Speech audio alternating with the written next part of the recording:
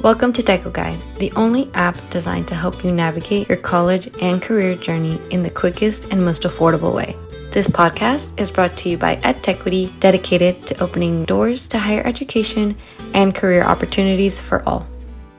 What's up, everyone? This is Professor G, and today I got a special guest who's going to break down exactly how to become a teacher, right? Specifically an elementary school teacher. A good friend of ours here at Inspírame, Doctora Figueroa Ramírez. Doctora, thank you very much for joining us today. Yes, thank you so much for having me, Professor G. So, Doctora, I get a lot of students, and at Teco Guide, we're all about, right, getting people through college, community colleges, and universities as quickly and affordably as possible. Okay, so if a person starts like at a community college and they want to be a teacher, what's the pathway to become that elementary school teacher?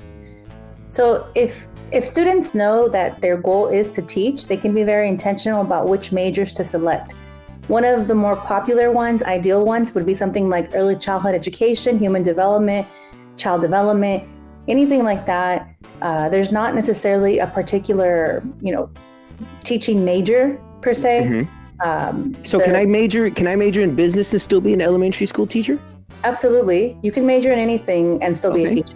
Okay, but the traditional pathway, right? The one that most people would take would be to major in something like you said, like child development, right? Sure. Or early childhood education, or one of those, right? And I would go see, as a student, I would go see my community college counselor to kind of get an idea of which of those I should lean toward, or how does that work? Well, if you know you want to be a teacher, you can obviously go for your associates at a community college. But the most important thing is that you are completing simultaneously, while you're completing requirements for your associates, to transfer to a 4-year for your bachelor's. But you're also completing what's called a subject matter competency. So these are additional courses that are required by the Commission on Teacher Credentialing to be a teacher. So you said a lot of fancy words there, Doctora. So basically I got to take classes in various subjects, right? So that the credentialing people can give me that credential. And that's what you mean by those subjects, right? That I'm going to be, if I'm an elementary school teacher, I have to know all the different subjects because I'm teaching the kids all the different subjects. Is that right? Correct. Yeah, elementary teachers are required to teach these 3 areas: ELA, English Language Arts and Social Science. That's Area 1. Area 2 would be Math and Science. And Area 3 would be Visual and Performing Arts. So that's the, PE, theater, music, art, drama, human development. So a poquito de todo, a little bit of everything. So an elementary school teacher needs to know enough about these subjects to be able to teach the kids, right? And when I say elementary school, what grades is that? That is a fabulous question. The elementary grades are taught with a multiple subjects credential in California, and that allows you to teach TK through 6th grade. But TK, okay, hold on. Transitional kindergarten. What's TK? Transitional kindergarten, so right before kindergarten. So preschool? Not preschool.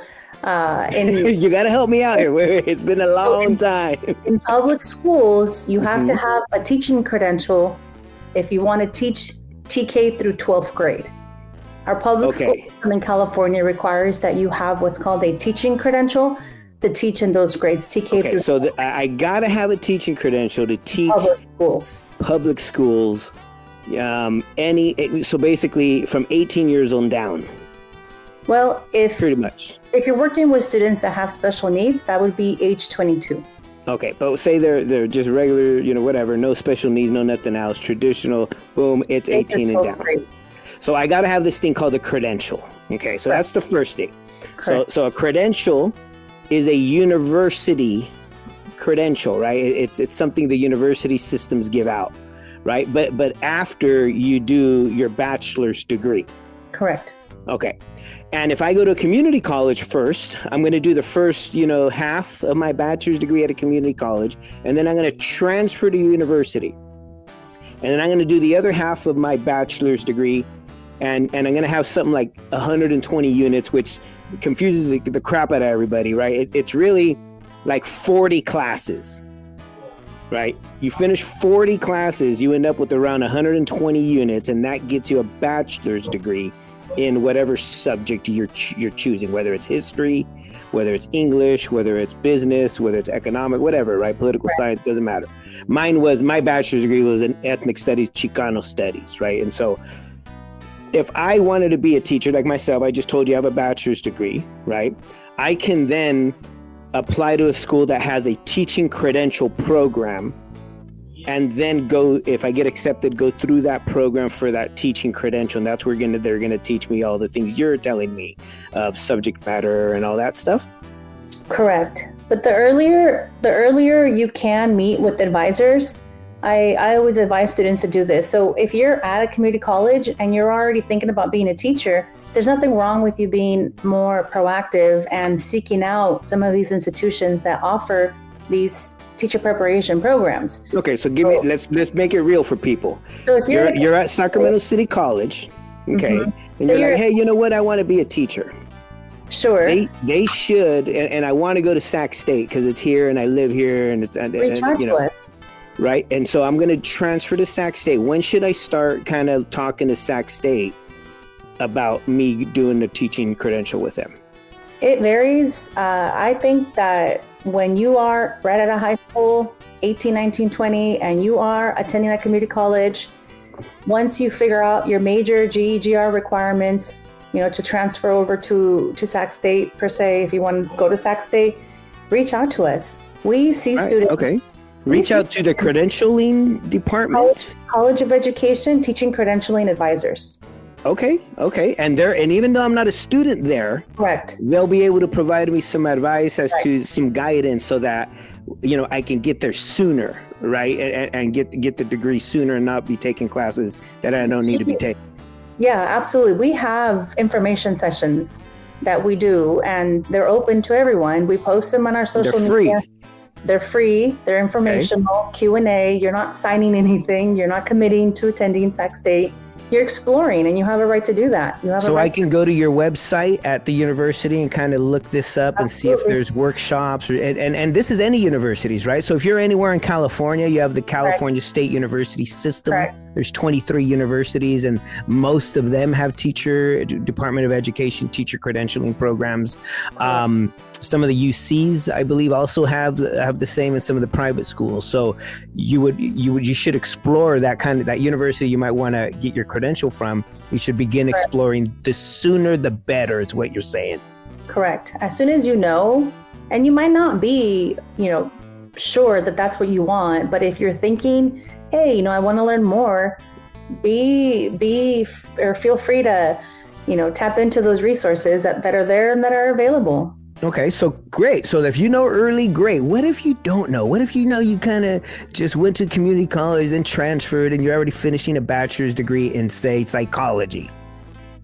Okay, can I still be an elementary school teacher if I just finished my bachelor's in psychology? 100%. Absolutely. We see. Okay, why is that different than me majoring in child development? What's the difference and what do I got to do different? Yeah, great question. So for child development majors or liberal studies, by the way, at Sac State, those are the two more popular programs, majors that our students major in that want to teach elementary. We have child development and liberal studies. Mm-hmm. So it depends. Liberal studies is a more traditional route. Liberal studies their specialization is to take a little bit of everything. So you do English, you do the arts, you do math, science, the social sciences, poquito de todo, while you're also completing requirements that the state sets to be able to get into a credentialing program. Not all programs do that. Our program is Sac State in Child and Adolescent Development, le decimos CHAD, we call it CHAD. It doesn't necessarily meet all of the requirements, being subject matter competency, we call that SMC. That just means that you have to demonstrate that you know the content that you want to teach. Unlike lib studies, CHAD doesn't require as a major the additional classes that I mentioned. Ya me perdiste, doctora, otra vez. It's complicated, right? I'm like, okay. So if I know early enough, okay, that's why I think the emphasis here is as soon as you know you might want to teach, you need to start getting advice, because there's classes that you must take in order to meet these competency things you're talking about, right? Because you got to be able to teach the subject. Now, an exam. Okay, so I either got to take the class or pass a test. And if I don't take the class, then I got to study my butt off to pass the test. And those right? And maybe do some study books, or Amazon, Google, YouTube, do what you can to get study materials. Those tests, and that's why I'm emphasizing early advising. See, those exams historically have been the number one barrier for our raza, students of color, first generation students, to get into a teaching credentialing program. Because statewide, see, the institutions, the teacher preparation programs, the universities that offer these credentialing programs, we don't make the rules on what's required to be a teacher.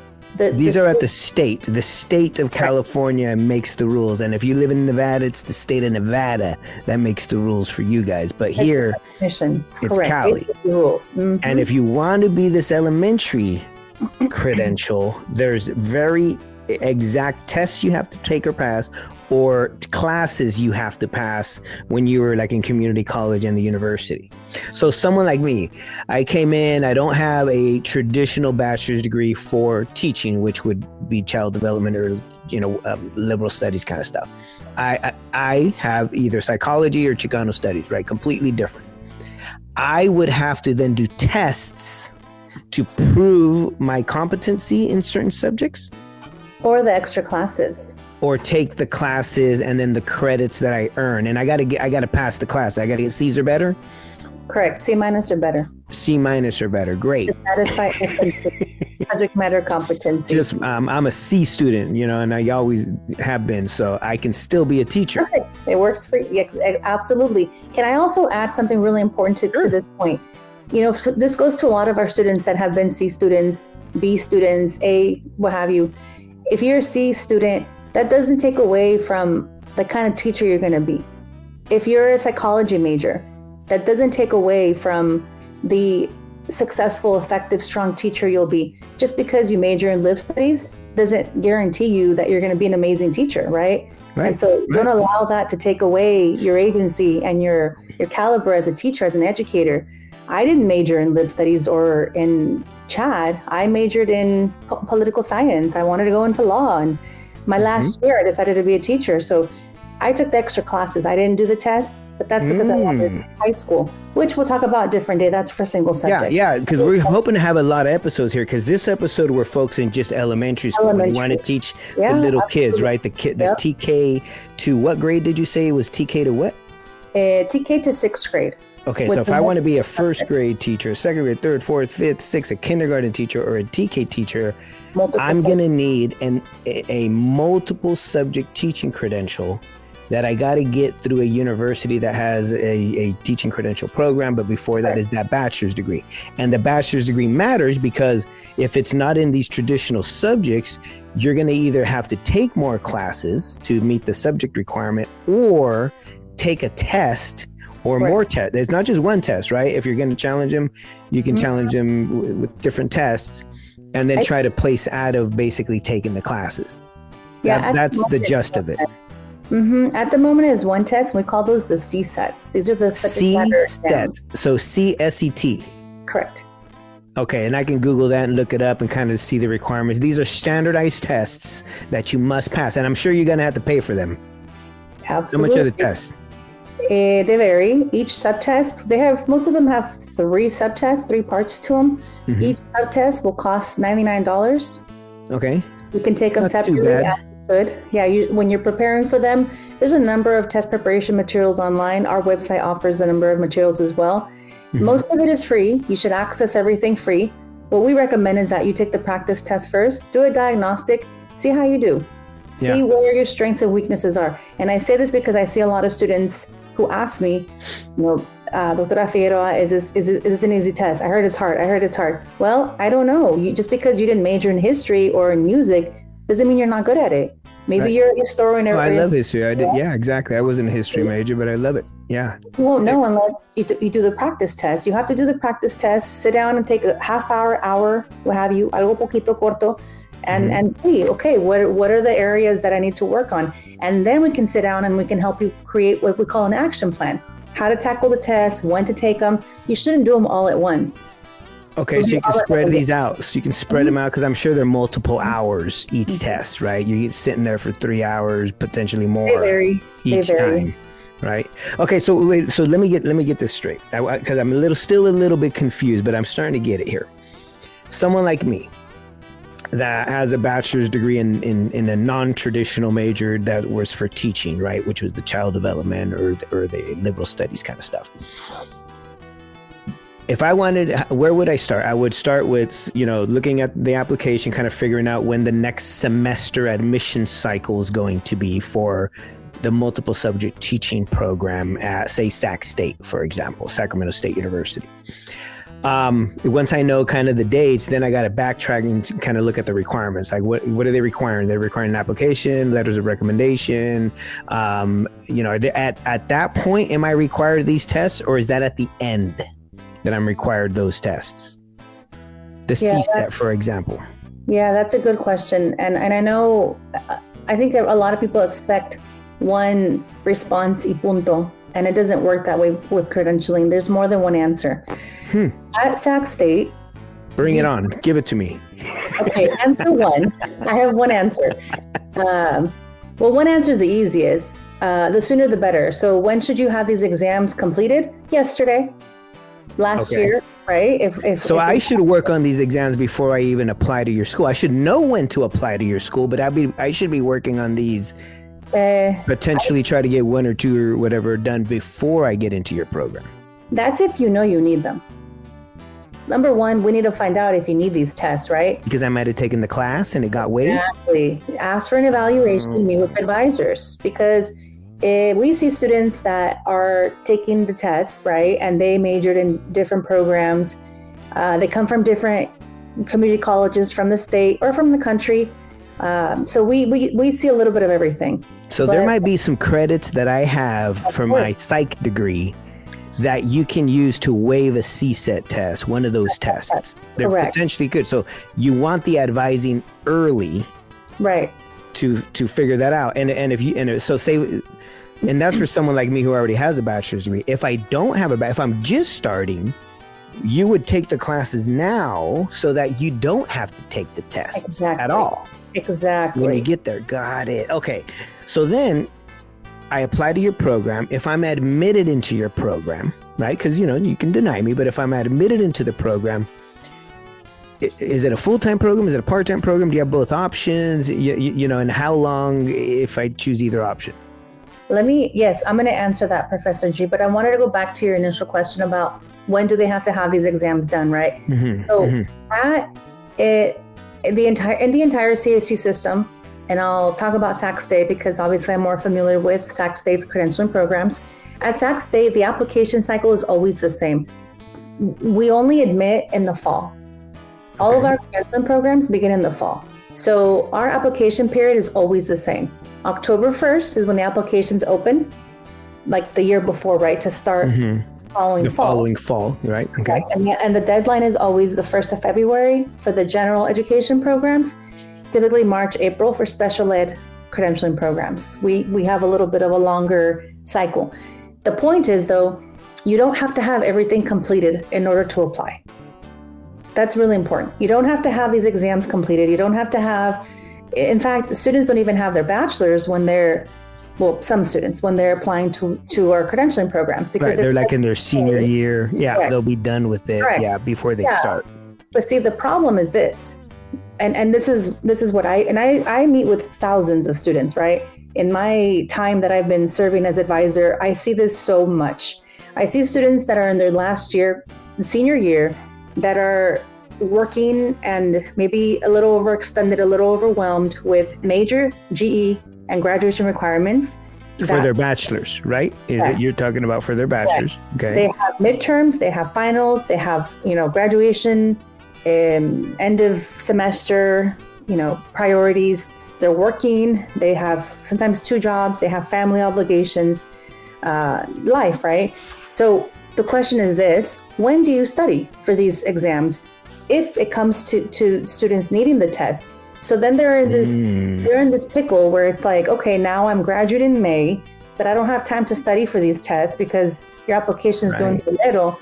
And then in summer, I'm working. And then in summer, guess what? We've already made decisions about who gets admitted.